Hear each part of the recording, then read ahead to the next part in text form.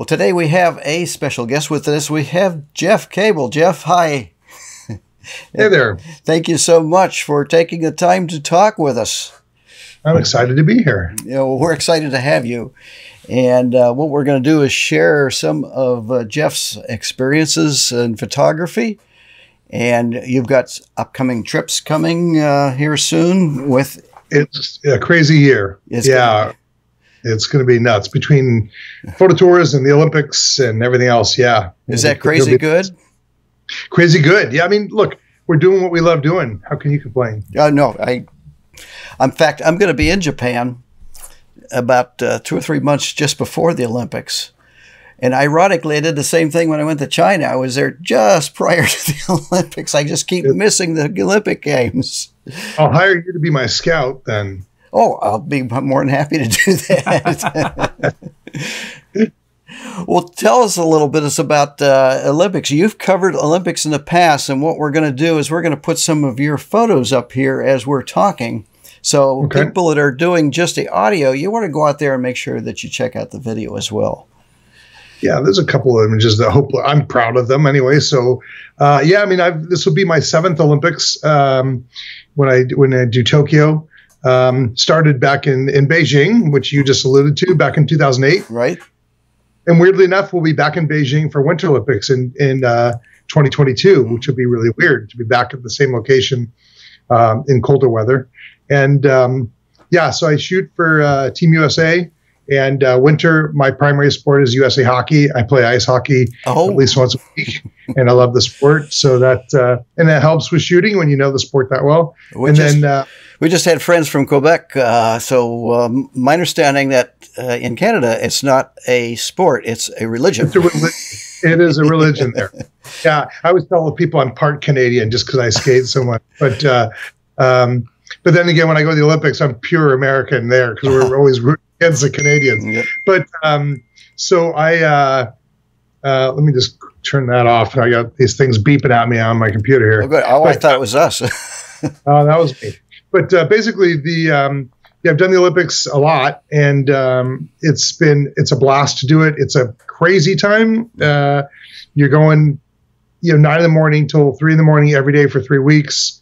The deadlines for getting images back to the team went from back in 2008 in Beijing. It was, I think, 24 hours to get images back. And now with social media and everything else, it's now 14 minutes. So game over. Wow. I've got to haul through images as fast as I can. I got the new Apple 16-inch MacBook Pro that's what I'm on right now. And that is as fast as I could get. And I'm going to be using now that Canon's announced the 1DX Mark III, I can talk about it. So I'll actually. Well, that brings up an interesting question. To get them done faster, are you shooting RAW or JPEG? No, I shoot everything full RAW because here's the thing. When I shoot the Olympics, I treat the Olympics as a once in a lifetime event. Even though I've done, this will be 7, I still treat it as something that's that important. And I want the best image quality I can get. So what I do is I shoot everything RAW. I do shoot to 2 cards. So I'm very excited that the 1DX Mark III has 2 CF Express card slots, so I can write to both really, really fast.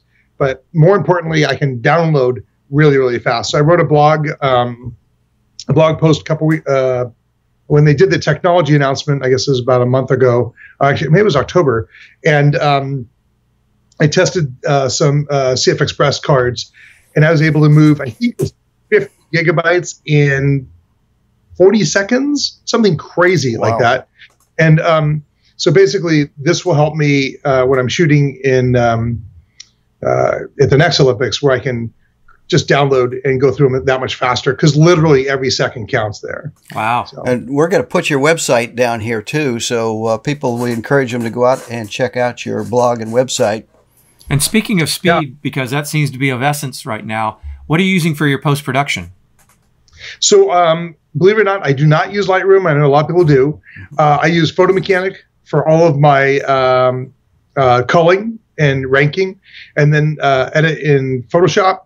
And then I generally pre-write scripts inside of Photomechanic so that it'll automatically go and take what I've edited, and I can hit one button, it'll resize them, move those resized images over to a Dropbox folder, and Team USA then is waiting for those to come in. So I try to pre-create folders, pre-create file names, do everything I can to try to save every second I can. Yeah. And we understand we've had a couple other sports photographers on our podcast. Are you know David Black? Yeah, sure. Yeah, we've had David on, and Ron Wyatt. And I think Ron now, I don't know if he does the Olympics anymore. I think he's doing the Bolshoi. Is he still doing it? No, I think he did it. Last time he did is when he was doing stuff for Kodak, I think back in Beijing. Correct, yes. Yeah. And I think he's doing the, last I would talk to him, he was doing the Bolshoi. He was doing a ballet. Yeah, I think that sounds right. It's, the challenge of the Olympics is it's, there's so few credentials, and I get emails. I got another one this morning, from people asking like, how do I get to the Olympics? And, there's a handful of credentials available. And, to get one of those is pretty coveted. Bet. So, yeah, I pinch myself literally, before every Olympics, clearly, but I mean, every day I'm there, I just think, God, it's amazing that I've had the fortune to do this every time. Well, another question for those aspiring sports photographers out there, do you have any advice? Here's the thing. You got to start with, start with amateur level sports and work your way up. So, I mean, obviously understanding the sport, as I mentioned before with ice hockey, I do play hockey at least once a week. I understand the game. I know how to predict the play. You have all your teeth. Yeah. Well, I've broken my jaw here. I've broken my jaw here. I broke my nose here. Oh, gee. Yeah, I've done my damage, broken my foot, blown out my knee. But I go back for more because I love it so much. But knowing the sport helps. But also, it's you got to start. You can't just jump in and do collegiate level or pro or Olympics. So, like for instance, with swimming, I started with my kids' swim team and practiced, what were the best angles, what were the best strokes to shoot. I mean, when they're kids, of course, doing butterfly is tough because they can't get their heads out of the water.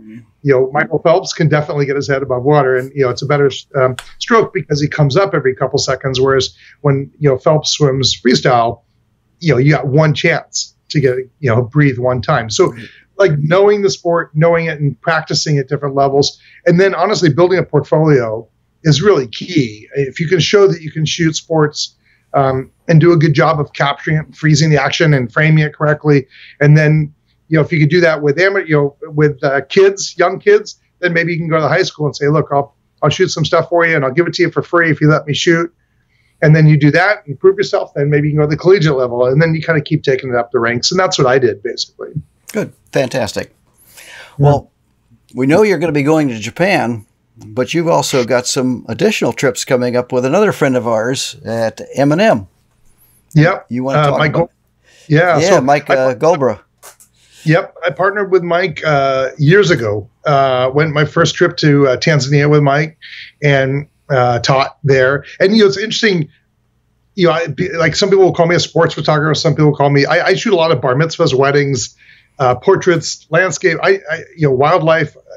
So I shoot a lot of different things. So I don't like to label myself like as a sports photographer or portrait photographer.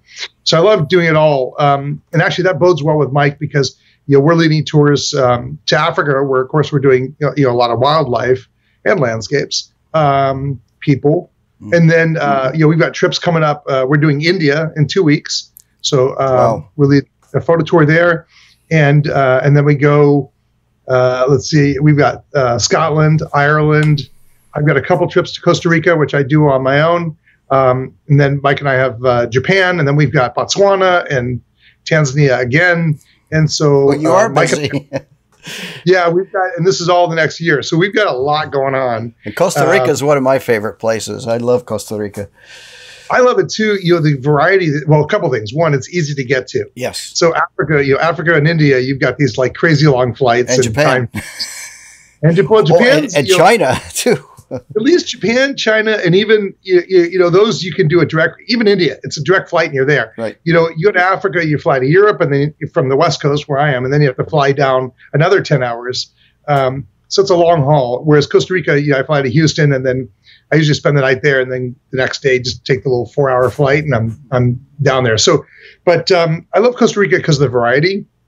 You've got everything from the red-eyed tree frogs, sloths, monkeys, birds, and that's fun for me because we stay in one resort the whole time I'm down there for 10 days, and it's really nice because we do day trips that are very different. You're on the water one day, you're on the bay, and then you're shooting sloths and monkeys another day, and literally you walk out your room and you might be photographing sloths and monkeys or birds and lizards and whatever, and they're all right there. So it's hot and it's humid, but and it's actually more of a challenge to shoot in Costa Rica because a lot of times you're shooting in canopy. So correct, yeah. You fairly high ISOs when you're trying to get those monkeys, and they're very they're dark, they're black faced monkeys, and they're looking down at you from trees, and you have sky above them. So you're teaching spot metering or exposure comp. I have a funny story that one of the people one of our trips was wondering what was the blue fruit that was hanging down near the monkeys. What was it? Or is it sky? The male monkey. It was their nether regions. Yes, actually, there's a name for those. Yes. Yeah, I've seen those. We try to keep this PG, so. It's a pretty shade of blue, I gotta say. It is. It's a lovely shade of blue. Yeah. She really wanted to try some of that fruit. Yeah, you don't want to do that. No. Actually, the funny thing is, you have to when you're photographing the monkeys and they're directly above you, you have to watch out because sometimes they'll go to the bathroom. Yeah, and you don't want your umbrella. Yeah, exactly. Yeah, but we have all these different trips, and what's interesting is that when you're shooting the Olympics, it's actually easier.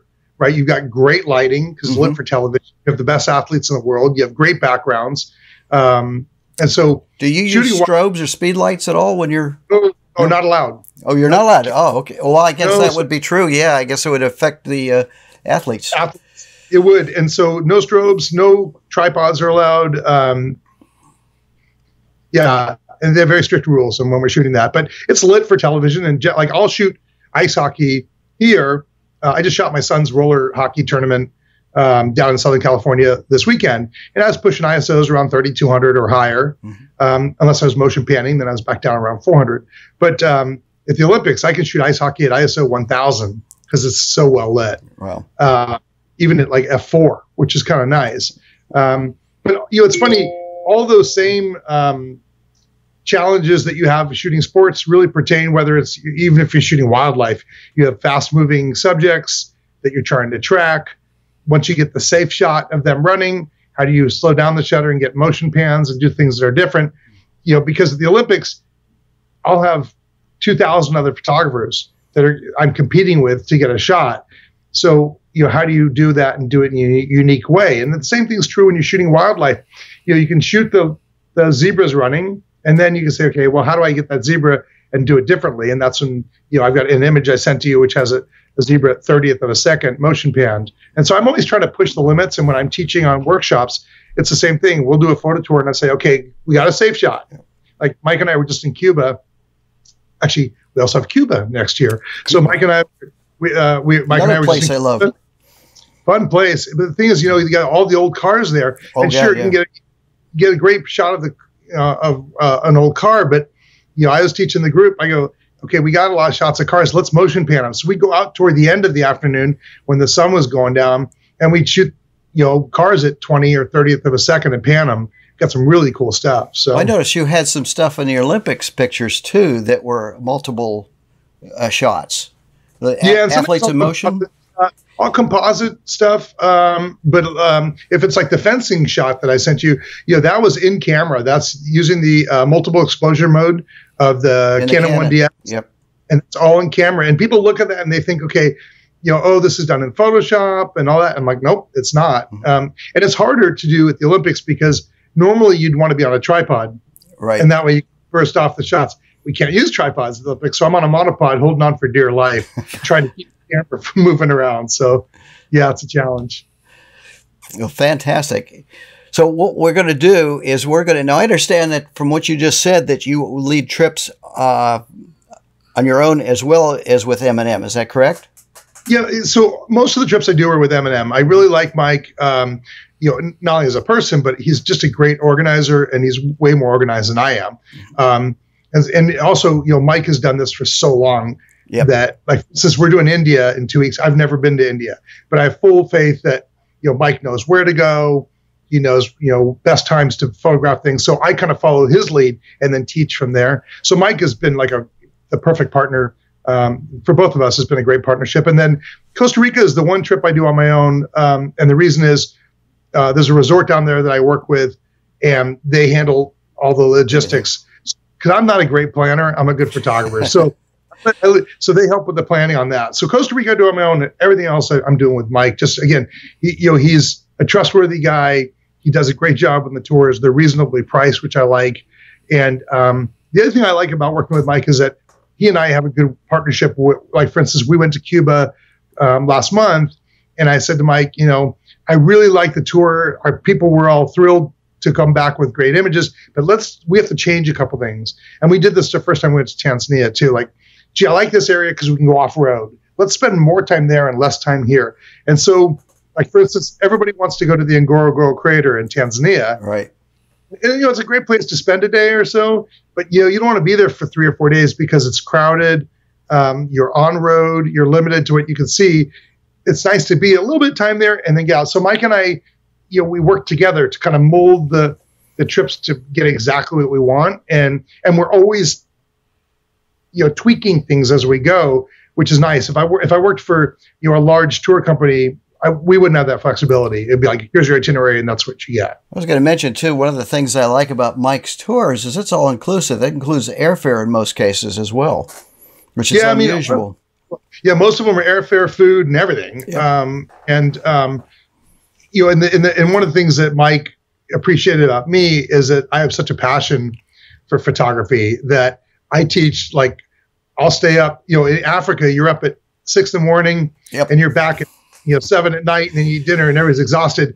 And if people want to stay up later and want me to review their images, or want me to do a demonstration of how I cull through images quickly in Photomechanic or Photoshop or whatever, I'll give editing classes. And I actually did that in Cuba. We had a couple of our people who said, this is cool that we just captured all these great images, but can you show us how you finish them? Because honestly, and this from photography, a lot of it is getting it correct in camera, but what you do with it after that really can make or break a shot. And so I teach that too. And I tell people there's no stupid question and there's no off time, well, there is a stupid question. We say it's the one you don't ask. What's that? The stupid question is the one you fail to ask. Yeah, and it's funny. We'll take people on the trips that are everything from pros that'll bring the 200 to 400 type lenses, which is sitting right behind me. And we'll have people. We had a woman that went to Africa with us with a higher end point and shoot type camera. Got some really nice shots. So it's everything from the beginner who's never held an SLR to the more experienced shooter. And actually, one of the great things is Canon sponsors me. And so they made an agreement with me that anybody who goes on our photo tour trips can borrow any camera gear they want from Canon at no cost. Oh, wow. So, yeah.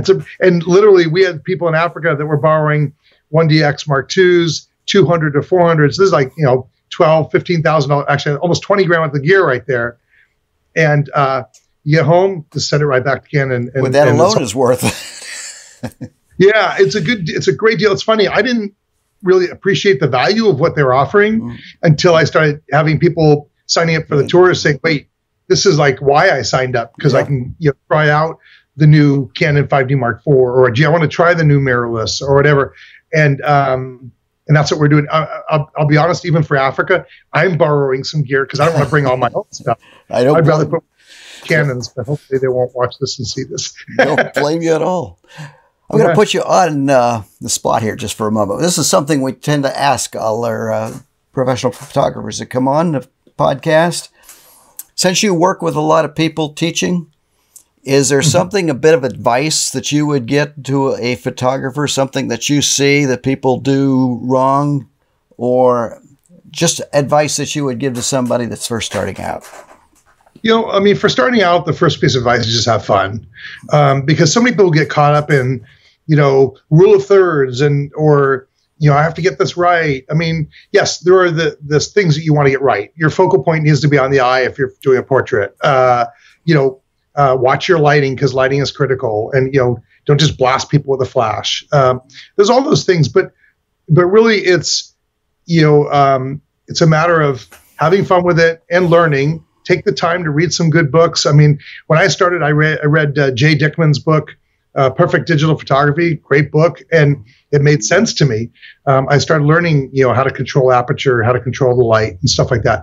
But I mean, honestly, one of the advantages of the photo tours, and this is not to push the photo tours, but when you're immersed in it, with us for a week or two, then we can really drill it into people. And generally, when we do a tour, let's say in Africa, the first couple of days, people will be leaning on me like, what should my ISO be, or what should we do this?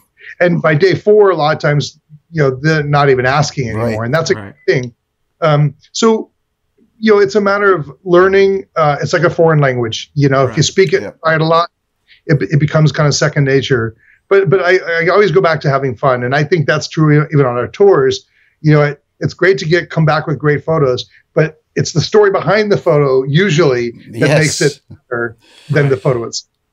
But do you have a go-to setting that tends to be your favorite starting point on your camera? Or? Yeah, I mean, for a lot of shooting, like for instance in Africa and stuff, aperture priority, not manual. I find that I tell people, especially starting out, aperture priority, the lowest aperture number you can get, the highest aperture. So if you're shooting at f4 with a long zoom or 5.6, stay with that. Watch that shutter speed to make sure it's fast enough that you're not going to be getting all this camera shake, and start there. And I generally shoot in aperture priority mode for a large amount of what I shoot. Now, if you're in a controlled environment, like if I'm shooting a reception, like I'm shooting a bar mitzvah this weekend, it'll be in a dark room. I'll set up remote flashes. I'll be in manual mode the whole time. Same thing at the Olympics. If I've got uniform lighting, let's say in an ice rink, I'll shoot at f3.5 or f4 at 1250th of a second at ISO 1000, whatever I determine the right settings are, and I'll stick there pretty much the whole time. Actually, one thing I didn't think about is, and I see this quite often with people, is focus. People don't know about IO servo focus or follow focus. Right. So people will be trying to photograph sports or their kids or their dog, and they don't understand servo focus, and they're trying to use fixed focus to shoot action, and that doesn't work very well. So I try to educate people on that. And also the thing that drives me absolutely batty is, I don't know about all the manufacturers, but I know Canon, when they ship it like an SLR, it has all the little focal points lit. When you hit the button down, it lights up where it thinks it should be focusing. And the first thing I do is turn that off and go right to center point. Because the problem is, I tell people, you want to determine what's in focus. Don't let the camera kind of go, oh, I think you want, this in focus or that in focus. No, I mean, you want the eyes in focus. So, kind of changing that. So there's some things like that I like to set up. And generally, we do a photo tour, I'll take a camera for all the participants and say, here's the changes we want to make to the menus before we even start to shoot. Well, and we urge everybody also, we're aperture priority people as well. So for the most part, yeah. These aren't even really cameras, right? They're computers that take pictures. Exactly. Now. Yeah, exactly. Take some of the hard work off. Aperture, then you control your depth of field, and so. And honestly, depth of field for a lot of what we shoot is what we're most concerned about. Right. I mean, other than lighting, of course. So that's why I tell people, shoot an aperture priority. Know what you want for depth of field.